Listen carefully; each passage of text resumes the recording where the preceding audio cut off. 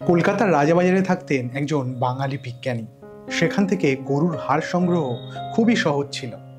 সেগুলিকে সংগ্রহ করে মুরারি পুকুরের কাছে একটি ফাঁকা জায়গায় পুড়িয়ে বোন অ্যাশ তৈরি করতেন।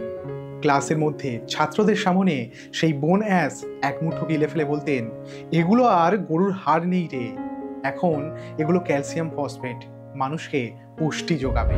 1892 সালে নিজের সঞ্চয়ের 800 টাকা দিয়ে তৈরি করলেন Bengal chemical and pharmaceutical works. তাকে সাহায্য করতে এগিয়ে আসেন তার সহপাঠী ডক্টর অমূল্যচরণ বসু। সেখানে তৈরি হতে লাগলো বিভিন্ন প্রয়োজনীয় রাসায়নিক দ্রব্য ও ভেষজ ঔষধ। তার পরিচিত যাদবচন্দ্র মিত্রের একটি সালফিউরিক কারখানা ছিল টলিগঞ্জের সোদপুরের কাছে। ভালোভাবে চালাতে না পারায় সেটি তিনি 1000 টাকার বিনিময়ে বিক্রি করতে চাইছিলেন, কিন্তু সেই বাঙালি বিজ্ঞানীর হাতে তখন অত টাকা ছিল না। এর ঠিক 10 বছর পর টাকা সংগ্রহ করে তিনি কারখানাটি কিনে নেন। এই কারখানায় তিনি নিজের উদ্যোগে কুর্চির সার, বাসকের সিরাপ, জোয়ানের সার, কালমেঘের সার তৈরি করে কবিরাজি চিকিৎসার মান্যতা দিলেন। 1898 সালে কলকাতার মেডিকেল কংগ্রেসের এক অনুষ্ঠানে স্টল দিয়ে নিজের ওষুধের গুণাগুণ প্রচার করেন। আর ঠিক এরপরই দেশের এবং দেশের বাইরে থেকে তার কাছে অর্ডার আসতে শুরু করে।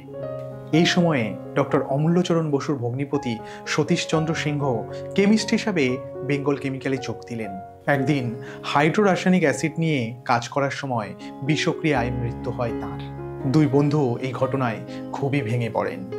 এর পরপরই প্লেগ রোগের চিকিৎসা করতে গিয়ে ডক্টর অমূল্যচরণ বসুর মৃত্যু হলে সেই বিজ্ঞানী মনের দিক থেকে ভীষণভাবে ভেঙে পড়েন। কিন্তু এত কিছুর পরেও তিনি নিজের দায়িত্বে অটল থাকেন। 1901 সালের 12ই April Bengal chemical and pharmaceutical একটি লিমিটেড কোম্পানিতে পরিণত হয়। রসায়নে MA পাশ করে রাজশেখর বসু 1903 সালে যোগ দেন বেঙ্গল কেমিক্যালে। আর ঠিক এরপর থেকেই এই কোম্পানির সুনাম আর প্রসার বৃদ্ধি পেতে থাকে। বেঙ্গল কেমিক্যাল রাসায়নিক ওষুধপত্র, বিভিন্ন প্রসাধনী সামগ্রিক ও হাসপাতালের বিভিন্ন যন্ত্রপাতি প্রস্তুত করতে লাগলো। কোভিড-19 সময় হাইড্রক্সিক্লোরোকুইন উৎপাদন করে বেঙ্গল কেমিক্যাল, যা কোভিডের ওষুধ তৈরিতে বিশেষভাবে সাহায্য করেছিল।